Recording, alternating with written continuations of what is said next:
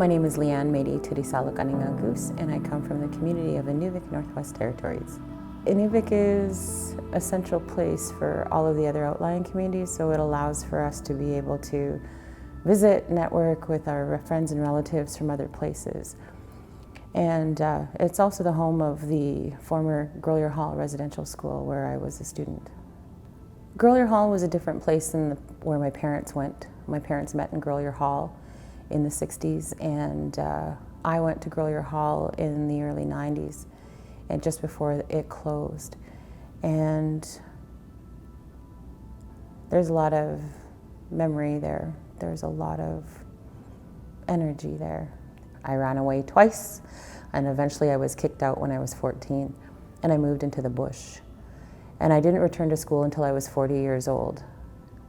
I got to a place in my work life that I couldn't go any further. I would always be an administrative assistant. I'd always be an officer. And so I decided to go to school.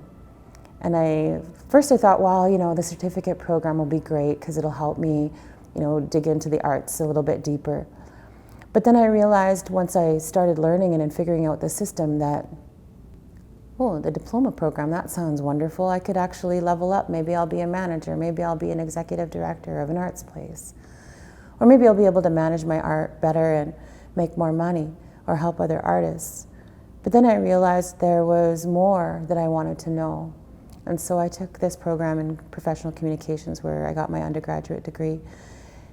And it helped me expand on what I wanted to say to the world and how I wanted to say it and express our views from the Western Arctic. I was completely terrified to leave home. I was completely terrified to leave Inuvik. I was terrified on my first day of school walking into a classroom, and I was a full-grown adult. So I can only imagine what it's like, for a younger person without the same supports to be able to do this. But I'll tell you, it's 100% worth it because it's an investment in yourself. And that investment turns into an investment in your community, into your region, into your home, and you become the voice.